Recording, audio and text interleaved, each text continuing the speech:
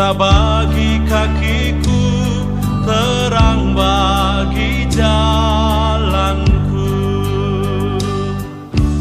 Firman-Mu pelita Kata keluarga itu lebih ke arah saling membutuhkan, saling memerlukan satu dengan yang lain. Nah, jadi kata keluarga ini harus kita miliki dulu bersama-sama, ya, kata keluarga itu. Saya ulangi, kata keluarga tidak harus ada ikatan darah dan daging. Bahkan dalam fakta, ya, kalau saudara setuju saya katakan kalimat ini, dalam fakta tidak sedikit kita bersaudara yang bukan saudara daging itu jauh lebih bisa akrab, jauh lebih bisa kompak, jauh lebih bisa berbagi daripada keluarga darah dan daging. Kira-kira betul atau salah konsep ini? Nah, itulah fakta. Jadi keluarga itu, saya ulangi lagi, tidak harus dalam konsep hubungan darah dan daging. Tidak. Tapi kata keluarga itu saya tekankan lebih banyak dalam hal saling membutuhkan. Nah, kita tahu Tuhan menciptakan manusia itu sebagai makhluk sosial. Tolong dicatat, bukan makhluk individu. Ya, saya ulangi, Tuhan menciptakan manusia itu bukan dalam bentuk individu, tetapi kita ini makhluk sosial. Tolong dicatat ini. Apa arti kata makhluk sosial? Artinya sehebat apapun kita, sepintar apapun kita, sekaya apapun kita, sesehat apapun kita, kita tetap saling membutuhkan. Tidak ada seorang pun yang bisa hidup dengan dirinya sendiri. Tidak bisa. Ya, saya ulangi lagi. Sehebat apapun kita, saya ulangi, sekaya apa, sejenius apa, sekuat apa, sesehat apa, pengalaman banyak sekalipun, tolong diingat bahwa kita tidak bisa mengerjakan apa-apa sendiri. Kita perlu saudara kita, rekan kita yang lain. Nah, Tuhan menciptakan konsep ini dalam hukum biologi yang disebut simbiose mutualisme. Nah, saya percaya banyak di antara kita pernah tahu waktu kita belajar biologi itu diulang-ulang terus, simbiose mutualisme, simbiose mutualistis. Nah, bahkan binatang saja Tuhan ciptakan untuk saling membutuhkan. Terima kasih kepada para leader yang memberikan kita tema yang luar biasa hari ini untuk kita boleh belajar bersama-sama, yaitu keluarga. Saya mau baca lagi tema kita yang sudah dipilih. Ini sangat bagus. Semangat kekeluargaan menjaga keharmonisan untuk saling berenergi. Mudah-mudahan saya bisa mengulasnya dengan singkat tapi tepat, karena ini banyak kata-kata yang harus kita bahas bersama-sama. Ini baru satu kata keluarga. Belum lagi keharmonisan. Belum lagi bersinergi. Woi, ini seru sekali. Saudara, kita bersyukur untuk hidup yang Tuhan berikan dalam konsep simbiose mutualisme. Siapapun orangnya, siapapun makhluk hidup itu, sekuat apa, sehebat apa, kita tetap saling membutuhkan. Kita perlu orang lain. Maka itu jangan ada yang sombong. Hidup akan tetap menghadapi tantangan bagaimanapun kuatnya perusahaan itu atau kuatnya seseorang. Maka itu rekan-rekan semua yang sedang berkumpul dalam Zoom ini, kita diberi waktu sejenak untuk istirahat, meninggalkan semua kesibukan kita, karena bicara ke depan perusahaan di mana kita menggantungkan hidup diri sendiri dan hidup keluarga. Saya ulangi, perusahaan di mana kita menggantungkan hidup pribadi dan hidup keluarga kita, termasuk hidup masa depan anak-anak kita, ada di perusahaan ini. Maka itu kalau kita tidak bisa menjaga keharmonisan, pasti akan hancur perusahaan. Dan kalau perusahaan kolaps, maka yang rugi nggak cuma para pemegang saham dan pemilik, Tapi semua kita yang ada di dalamnya pasti akan mengalami kerugian juga. Nah, untuk itu tema ini nggak main-main. Mulai dulu dalam hidup kita masing-masing sebagai anggota keluarga, kita punya perasaan, kita punya kerinduan, kita punya pemahaman, kita punya konsep yang sama bahwa kita ini keluarga. Jangan lupa, kita ini keluarga. Walaupun bukan saudara daging, tapi kita ini keluarga. Tolong dicatat. Nah, di dalam keluarga harus ada rasa saling membutuhkan, saling mengerti. Dengan konsep sehebat apapun aku tetap membutuhkan saudara-saudara semuanya. Nah, tanamkan dulu itu. Nah, kalau konsep ini ada di benak kita, muncul 3 hal yang sangat penting yang tidak boleh ada di hidup kita sebagai keluarga. 1, iri hati. Keluarga akan rusak kalau ada orang yang iri hati. Ini perlu dijaga. Saya ulangi, ada 3 hal yang akan merusak kekeluargaan kita. 1, iri hati. Jangan ada. Nah, contoh paling gampang begini. Ya, misalnya ada di antara kita datang dari sebuah daerah yang sangat pelosok. Berangkat berdua dari daerah yang sangat pelosok karena uangnya sangat pas-pasan. Sehingga 2 saudara ini tetangga, ya nggak ada hubungan darah daging, teman baik dari SD, SMP, SMA misalnya. Lalu merantau ke Jakarta karena uang pas-pasan. Sehingga naik kapal barang yang berhenti-berhenti di beberapa pelabuhan. Dengan susah payah sampai di Jakarta, ringkas cerita, melamar ke sana kemari, dan akhirnya bekerja. Nah, nasibnya sama, dari kampung bersama-sama, naik kapal yang sama, kos di ruang sempit demi menghemat biaya. 3 bulan kemudian ada perubahan nasib dari 2 saudara ini tadi. Yang satu melejit, posisinya otomatis gaji juga naik. Tapi yang satu mungkin nggak turun, tapi stabil. Kenapa? Nah, hati-hati. Jangan iri hati kepada saudaramu yang dari kampung yang sama, merantau bersama-sama. Kenapa dia kok lebih maju dari aku? Nah, iri hati itu merusak keharmonisan. Saya ulangi, iri hati itu merusak keharmonisan keutuhan keluarga. Seandainya ada di antara kita yang mengalami nasib seperti yang satu ini, kenapa dia melejitnya cepat? Kenapa aku stabil terus? Buang rasa iri hati, justru munculkan sebuah pertanyaan.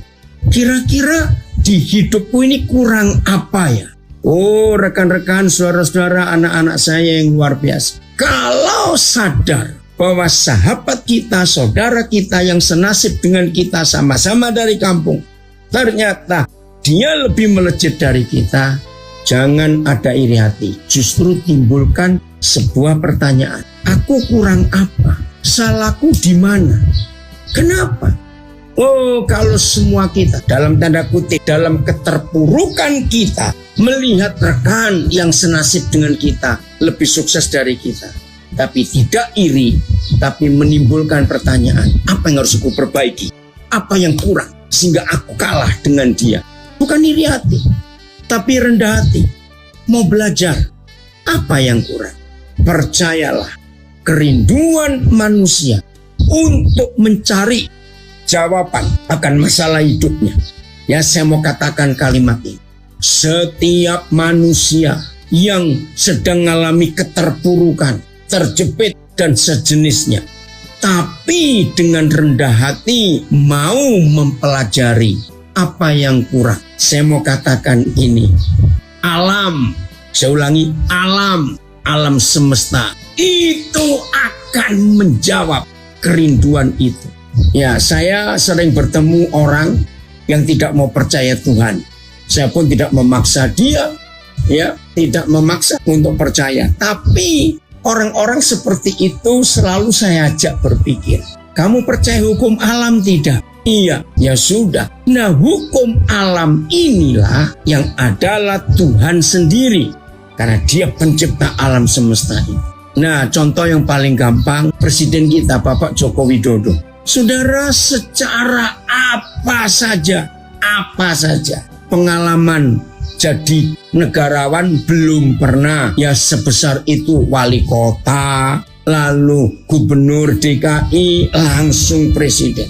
Secara kekayaan, ampun dah, kita tahu presiden kita. Secara maaf intelektual, apalagi hari-hari ini lagi dipersoalkan ijazah palsu katanya dari SMP, SMA, aduh nganggur ke orang-orang ini.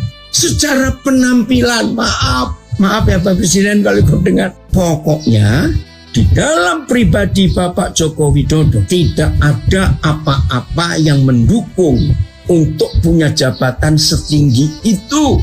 Oh, ada yang nulis, nature doesn't care whether you like or not. It is true. Thank you so much. Jadi saudara, alam ini selalu bekerja sama dengan orang-orang yang rendah hati. Tolong catat. Alam ini bekerja sama dengan orang yang rendah hati. Dengan orang sombong dan iri hati, alam gak bisa kerjasama. Di dalam kejujuran kita masing-masing, bukan iri hati kepada rekan kita, tetapi mau belajar ada apa ya? Apa yang kurang dari aku? Nggak usah bilang Tuhan lah, nggak usah bilang agama, bilang ini masalah kehidupan. Jadi iri hati itu jahat, merusak keharmonisan. Hal kedua yang merusak keharmonisan kekeluargaan adalah sombong, arogan, merasa lebih hebat dari yang lain. Buang itu dari antara kita. Hal ketiga, supaya keluarga ini tetap utuh. Hal ketiga, setelah yang pertama jangan ada iri hati, yang kedua jangan ada kesombongan, yang ketiga selalu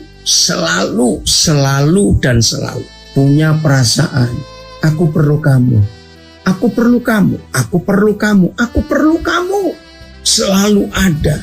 Nah, kembali ke hukum alam. Setiap manusia yang mau memiliki sikap seperti itu, saya belajar dari alam. Air selalu mengalir dari tempat tinggi ke tempat rendah. Tolong disimpan konsep alam ini. Air selalu mengalir dari tempat tinggi ke tempat rendah. Air tidak bisa memenuhi tempat yang tinggi juga, nggak bisa. Nah rekan-rekan, seandainya ada di antara kita yang sedang ikut acara ini, maaf, saudara sedang merencanakan, aku mau keluar saja dari perusahaan ini. Ternyata perusahaan ini tidak menunjang cita-citaku. Hari ini saya harap, tolong tenang dulu. Jangan mikir untuk cari kerjaan lain, apalagi di masa yang susah. Nah, rekan-rekan yang sedang gelisah, ingin cari kerjaan baru karena nggak cocok. Ayo hari ini tenang dulu, periksa hidup kita. Apa yang kurang dari aku ya? Mungkin ada sifat iri hati yang saudara nggak sadar. Mungkin ada rasa sombong di hidup saudara yang saudara nggak sadar. Atau mungkin juga dari iri hati dan sombong, maka orang itu pasti tidak punya perasaan untuk membutuhkan yang lain. Ayo kita kerjasama dengan hukum alam. Nature, alam ini akan mendukung kita. Betul, percayalah itu. Dalam sejarah yang saya banyak baca biografi, betul. Wih, luar biasa. Kalau alam ini kita setuju dengan dia, maka Tuhan ada di situ. Dan alam ini membuat kita akan berhasil. Tolong catat 3 hal ini. Jangan iri, jangan sombong, dan selalu punya rasa aku butuh kamu, aku perlu kamu, aku nggak bisa sendiri. Ya, sekarang kita bicara sinergi.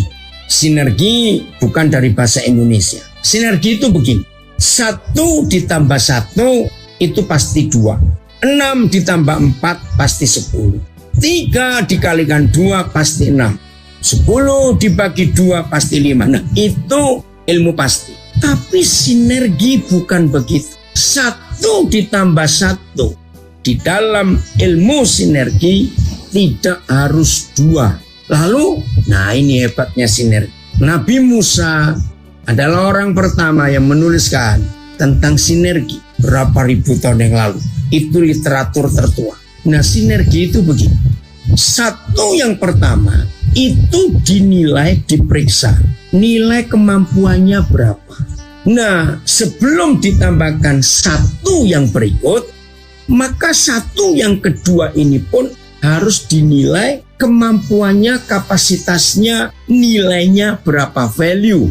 Nah, begitu satu yang pertama ketahuan value-nya segini, kapasitasnya segitu.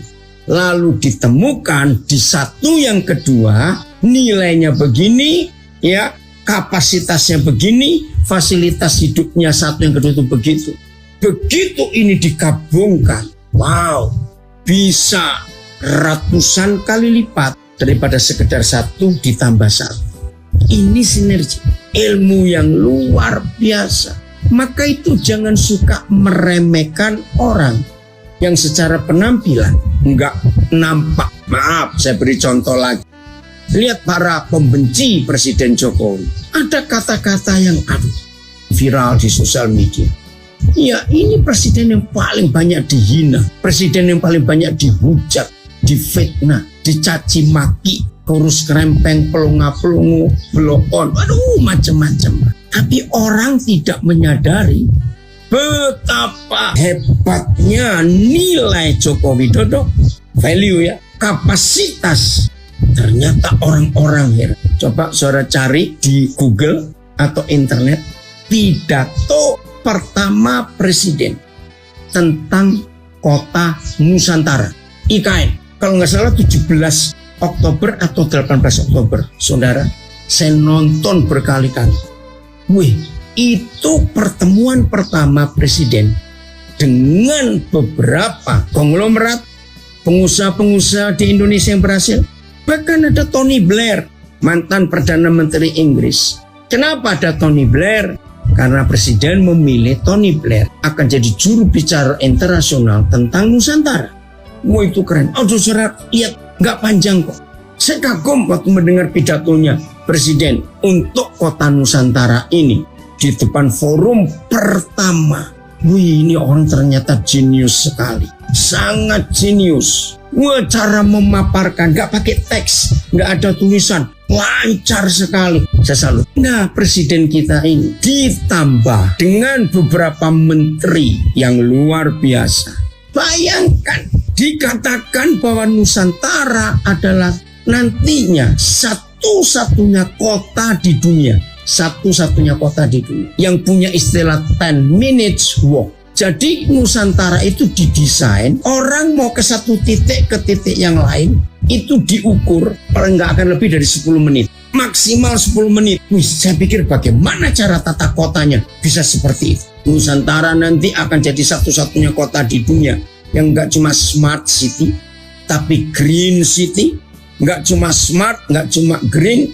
80% kawasan itu hutan. Keren ya, 80%. 70% kalau Nusantara nanti didesain untuk transportasi umum. Jadi di situ yang dihargai pejalan kaki dan naik sepeda. Mobil pribadi sangat dikurangi karena transport umum. Dan transportnya itu nirawak. Nggak ada sopir, nggak ada kondektur. Saya nggak bisa bayangkan nanti kota itu kayak apa. Itu kota yang hebat sekali. Dan ada sebuah lahan yang luasnya 15 hektar khusus untuk penyemaian, pembibitan, ya. Tanaman-tanaman endemik Kalimantan akan dihidupkan kembali yang dirusak habis selama zaman Orde Baru yang lalu. Keren sekali. Dan setiap berapa bulan saya lupa, maka dihasilkan 15 juta bibit pohon baru setiap bulan kalau nggak salah, atau 13 kali saya lupa. Nah, 15 juta bibit ini harus wajib ditanam di seluruh Kalimantan. Hebat. Nah, itulah sinergi. Jokowi nggak bisa sendiri. Maka itu berapa kali ada reshuffle kabinet, penggantian para menteri.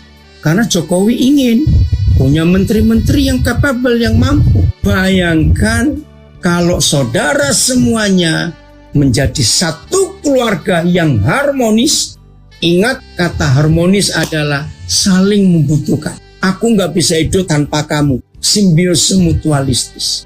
Nggak ada iri hati, nggak ada rasa menang sendiri, sombong, tidak. Tapi rasa saling membutuhkan. Wah, begitu kekeluargaan, bahkan keluarga-keluarga kita ya, secara fisik keluarga, bahkan komunitas kita di mana saja kita berada, kalau itu kompak, waduh, maka terjadi sinergi yang saya nggak tahu bagaimana. Renungkan kata sinergi ini. Itu nggak main-main sinergi itu. Wih, luar biasa dampaknya, hasilnya. Jadi di dalam sinergi itu ada orang yang sangat jenius, super jenius, ya. Tapi bisa kerjasama. Maaf, ini saya berikan ilustrasi yang ekstrim. Bisa kerjasama dengan lulusan SD. Dan lulusan SD dalam sinergi itu tidak merasa minder karena ditopang oleh kelompoknya, rekan-rekannya yang punya kelebihan. Wih, luar biasa. Sinergi itu menghadirkan kota impian. Dan Presiden yakin 17 Agustus 2024 untuk pertama kali Nusantara akan jadi tempat perayaan 17 Agustus 2024. Ini gara-gara Pak Jokowi sinergi dengan orang yang tepat, dengan tim yang tepat. Itu kata sinergi. Lagi sekali bagi yang belum pernah tahu, combine action itu bahasa Inggrisnya. Sinergi itu combine action. Jadi bukan penambahan, bukan 5 tambah 7, bukan 5 kali 3, bukan. Tapi combine action. Sebuah aksi yang digabung jadi satu. Wih, itu kekuatannya dahsyat sekali. Nah, hukum ilmu pasti tidak bisa menghitung kekuatan sinergi. Karena sinergi itu nggak pasti, yang artinya 2 tambah 2 itu 4, 4 kali 4 itu 16, tidak. Tergantung yang dijumlahkan itu siapa, yang dikalikan itu siapa. Akan jadi hebat kalau sudah terbentuk keluarga harmonis. Saya mau baca lagi ya, ini temanya bagus, semangat kekeluargaan. Ayo semua kita menjaga semangat kekeluargaan kita, menjaga keharmonisan untuk saling bersinergi. Nah, daripada kita buang-buang waktu, buang-buang energi. Tolong, yang kenal saya pasti tahu prinsip hidup saya. Saya itu paling gak suka ngurusin orang tersinggung, salah paham, salah dengar. Maaf, yang kenal saya tahu sikap saya. Orang-orang yang suka ngurusin kata orang, salah sangka, saya gak akan pernah perhatikan. Sayang waktu saya hanya untuk mengurusin orang yang suka tersinggung, orang yang suka iri hati, gak suka melihat saudaranya berhasil. Saya gak akan anggap. Saya suruh kamu berubah dulu. Sebab orang seperti itu akan merusak komunitasnya. Karena orang seperti itu hanya mau cari perhatian, padahal yang sakit dia sendiri. Nah, bagi yang baru tahu, karena saya sering marah kepada orang-orang manja seperti itu. Dikit-dikit nangis, dikit-dikit lapor, dikit-dikit mengeluh. Hei, sudah nggak ada waktu. Ayo kita bersinergi. Maka itu rekan-rekan, maafkan saya. Kalau ada di antara Anda, istilah saya itu, jiwamu seperti tahu Jepang. Maaf ini, tahu Jepang saya nggak salah. Cuma saya mau cerita bentuknya. Apa bedanya tahu Jepang dengan tahu kedelai yang Indonesia? Tahu Jepang itu lunak. Ya, lunak sekali. Salah pegang bisa pecah. Nah, kalau ada orang-orang seperti itu, ayolah kita berubah dalam hidup ini. Jangan seperti tahu Jepang. Jadilah tough. Orang yang kuat. Orang yang kokoh. Keras di dalam menghadapi apapun juga. Jangan kita lembek-lembek. Serius ya.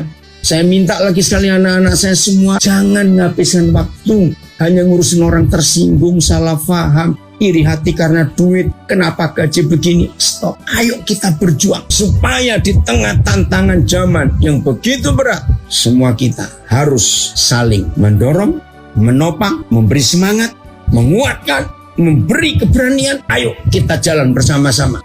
Nanti hal-hal yang luar biasa akan terjadi di dalam keluarga kita. Jadi hebatnya kata sinergi itu, wih, luar biasa. Maka kalau kita kompak seperti ini, nah, tolong dicatat untuk menjaga keharmonisan keluarga kita supaya tetap bisa sinergi. Milikilah visi yang jelas ke depan.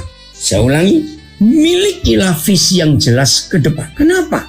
Kalau kita bersinergi, hebat. Kalau kita sudah harmonis, luar biasa. Lalu keluarga kita ini keluarga yang sakinah, istilah bahasa Arab. Bahasa Ibrani keluarga yang sekina, yang ada kemuliaan, ada kehebatan. Tapi nggak tahu sasaran ke depan itu mau apa. Oh, bayangkan mobil, kapal, kereta api, pesawat, pokoknya semua alat transportasi. Berangkat dari terminalnya, dari pelabuhan, dari bandara, dari stasiun. Ternyata nggak tahu mau kemana. Wah, celaka sekali. Jadi keberhasilan kita untuk apa saja. Untuk apa saja. Bukan karena seorang atau 5 orang. Tidak. Keberhasilan kita dalam mencapai apa saja itu karena kebersamaan. Tolong dicatat. Keberhasilan kita bukan karena 1, 2, 5, 6, 7 orang. Tidak boleh. Tidak boleh. Keberhasilan kita harus selalu jangan lupa. Karena kebersamaan kita. Karena keharmonisan kita. Nggak ada iri hati. Nggak ada rasa menang sendiri sombong, tapi saling membutuhkan, saling memerlukan, simbiosis mutualisme. Ya, saling rendah hati. Selalu menganggap yang lain lebih utama dari dirinya. Nah, kalau itu ada harmonis, sinergi, saling mengampuni, nggak ada iri hati, bisa menerima kekurangan, kelemahan rekannya, saudaranya. Saudara, yakinkan diri kita. Keberhasilan itu akan kita nikmati bersama-sama. Bukan cuma untuk segelintir orang saja. Tidak. Maaf kalau saya beri contoh, walaupun ini negatif. Tapi saya belajar kekompakan. Maaf ya, maaf. Kasus Ferdy Sambo. Hanya karena entah satu-satu Ferdy dengan Putri atau dua-dua, saya nggak tahu ya. Tapi karena ulah 2 orang ini, lalu mereka mengadakan sinergi. Nah, ini sinergi yang jelek. Tapi hampir berhasil sinergi mereka. Maka itu yang diadili bukan cuma para terdakwa yang berusaha langsung dengan almarhum Yosua, tapi yang diproses juga yang merusak barang bukti. Oh, ini seru juga ini. Ini seru. Loh, kok bisa ada yang merusak barang bukti? Ya, karena ada sinergi di antara jenderal-jenderal itu. Ini sinergi yang salah. Hampir berhasil. Hampir berhasil. Maaf, maka itu saya sering berkata, kalau presiden kita bukan Joko Widodo, maka kasus ini akan lenyap karena kekuatan uang. Maaf. Tapi karena presiden kita adalah Joko Widodo, maka itu sampai 4 kali presiden minta kepada Kapolri. Usut sampai tuntas. 4 kali loh. Nggak cuma sekali, 2 kali, 4 kali. Ada apa ini? Ini loh. Orang disebut krempeng, pelongapul, ngobloon. Ternyata hebat sekali. Nah, jangan ikuti sinergi yang salah dalam kasus polisi di Indonesia. Tapi ayo kita sinergi untuk yang benar. Mencapai tujuan yang luar biasa. Jadi jangan lupa kata sinergi itu adalah combined action. Sebuah kekuatan, sebuah aksi yang digabungkan. Menjadi ledakan yang luar biasa. Ada kekuatan baru di dalam sinergi itu. Nah, inilah hal yang penting dalam kehidupan kita untuk menjaga keharmonisan keluarga kita, lalu kita bisa bersinergi. Jadi yang untung bukan cuma perusahaan. Perusahaan nggak bisa untung sendiri tanpa tim. Saya ulangi, sehebat apa, sebunafit apa, sebuah perusahaan nggak akan bisa berhasil tanpa tim yang kompak. Ya, tanpa tim yang bisa bersinergi sebagai keluarga yang harmonis. Ini konsep penting dalam kehidupan kita. Ya, kesatuan kita. Ada seorang yang pernah menulis cara sinergi, cara harmonis itu, lihat anggota tubuh kita. Ya, yang namanya manusia itu pasti satu tubuh. Lain halnya kalau kembar siam, kembar dempet. Nah, itu nggak ngomong. Betul, sinergi itu hal yang luar biasa. Combined action. Oke. Nah, orang ini menulis, namanya Paulus. Kita ini satu tubuh. Dari kepala sampai telapak kaki ya satu orang. Tapi dari satu tubuh ini, kita ini mempunyai ribuan anggota. Bahkan kalau dirinci satu persatu, nggak tahu berapa juta. Ayo kita sebut otak. Betul. Kalau nggak punya otak terganggu ya nggak normal manusia itu. Tapi otak nggak boleh sombong. Lalu berkata, aku nggak butuh kamu yang lain. Terus otaknya mau kerja pakai apa? Jantung. Wow, itu penting. Nggak ada jantung, nggak bisa memompa darah. Tapi jantung nggak bisa berkata, aku nggak butuh yang lain. Nggak bisa. Mata. Nggak bisa mata, aku nggak butuh hidung, aku nggak butuh tangan. Saudara, maka itu dalam istilah harmonis dan sinergi. Ayo kita melihat tubuh kita sendiri satu, tapi anggotanya. Waduh, kalau dirinci ya, kalau dirinci satu persatu, yang bagian otak saja syarafnya ada berapa nama, ada berapa ruangan. Sudahlah, nggak tahu. Saudara tahu nggak? Pembuluh darah kita, maaf saya nggak ingat jelas berapa kali. Pembuluh darah manusia yang paling banyak itu di otak. Waduh, ini pembuluh darah halus. Nggak tahu ada berapa banyak pembuluh darah kita di otak. Pernah ada orang yang menyelidiki, itu para ahli. Kalau pembuluh darah kita manusia itu diuraikan, lalu ditarik jadi satu saja ya, itu bisa dipakai untuk melilit bola bumi, bola dunia ini sekian kali. Saya itu nggak bisa bayangkan.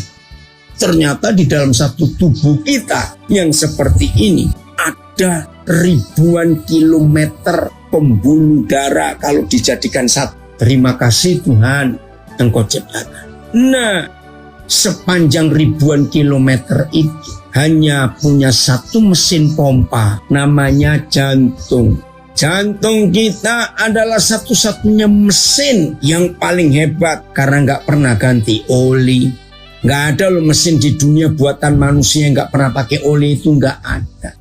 Bayangkan kalau Tuhan buat jantung kita seperti manusia buat mesin, harus ganti oli sekian waktu sekali.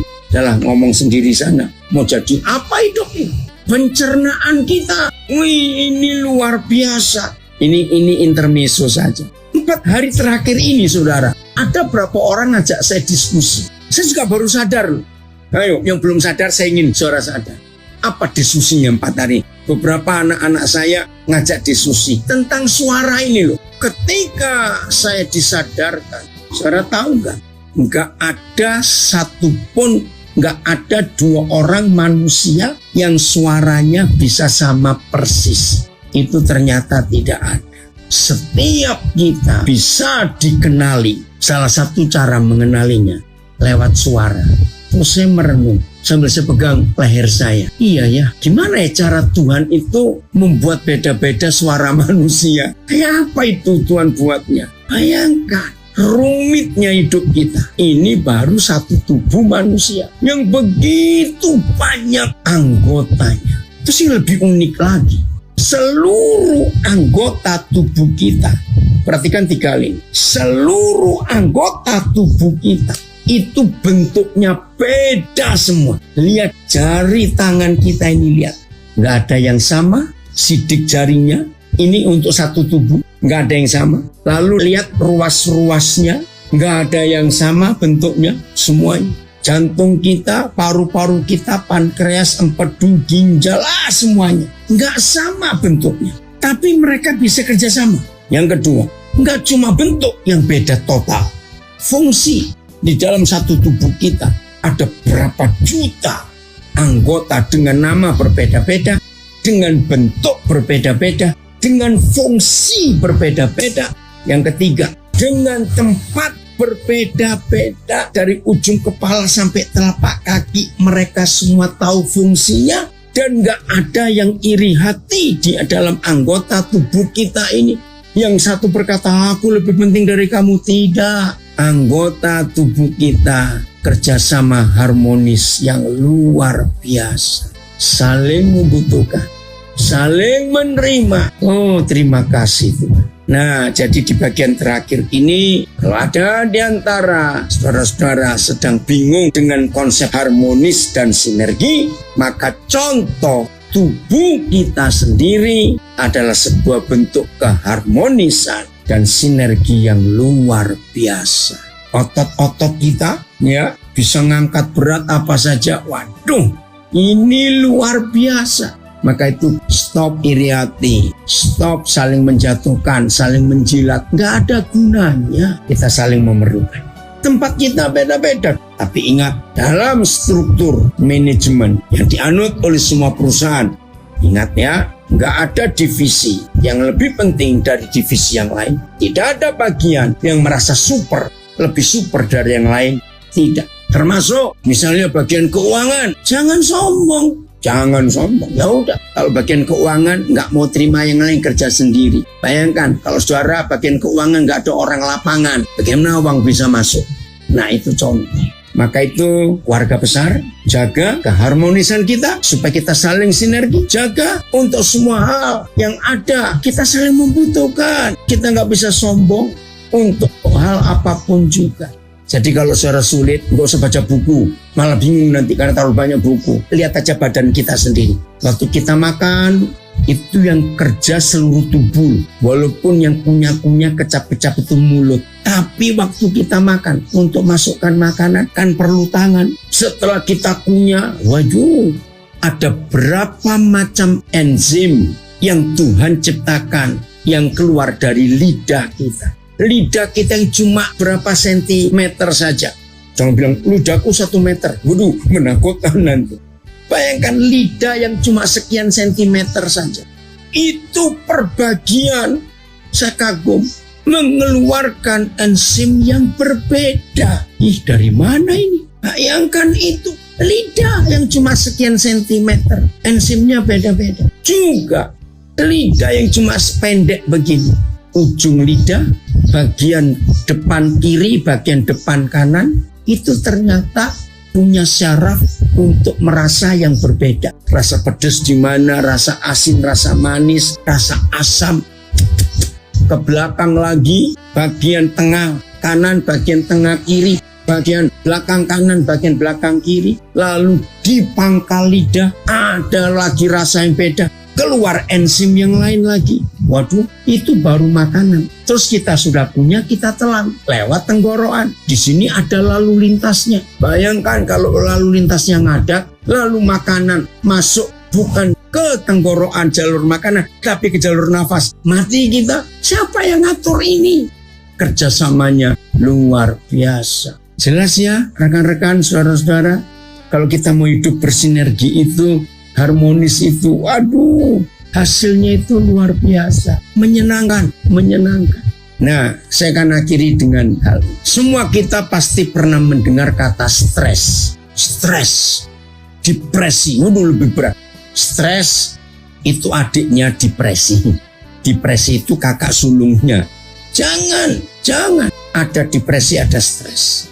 Nah, saya mau berkata, banyak yang saksi, istri saya contohnya, anak-anak saya. Saya tuh gak pernah ngalami stres, saudara. Gak pernah. Saya juga gak ngerti kenapa saya gak pernah stres. Betul, rasa stres itu gak ada. Burnout, pernah kata burnout? Lelah. Enggak, saya gak pernah. Kenapa? Ya ini, karena saya selalu menjaga keharmonisan. Saya difitnah orang, dituduh, disalahkan. Saya gak mau stres. Saya cuma senyum saja. Kenapa? Kalau yang dituduhkan, yang difitnahkan itu memang saya nggak pernah buat, ngapain saya terima? Ya saya senyum saja. Kembali istilah saya, alam akan mendukung. Wih, semesta ini ya akan mendukung. Betul. Maka itu saya nggak pernah stres. Ada banyak masalah yang saya harus hadapi. Tapi saya nggak mau stres. Saya berkata, nanti kan selesai sendiri. Kalau kita harus menghadapi semuanya itu, selesai sendiri, percayalah.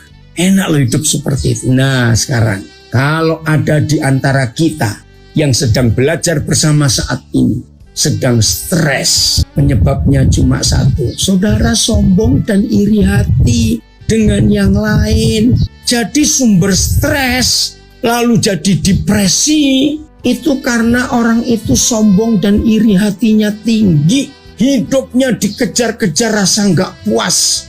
Hidupnya ditekan oleh situasi dari dalam hatinya sendiri. Yang berkata kamu harus menang, kamu harus begitu. Ayo jatuhkan orang itu. Kamu nggak boleh kalah dengan lawan gua.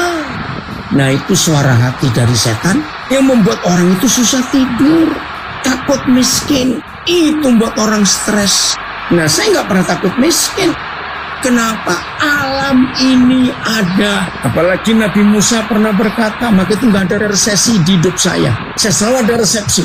Karena Nabi Musa pernah berkata, selama masih ada bumi, selama bumi masih ada, selama saudara dan saya masih melihat tanah, maka tidak berhenti musim menabur, musim menuai.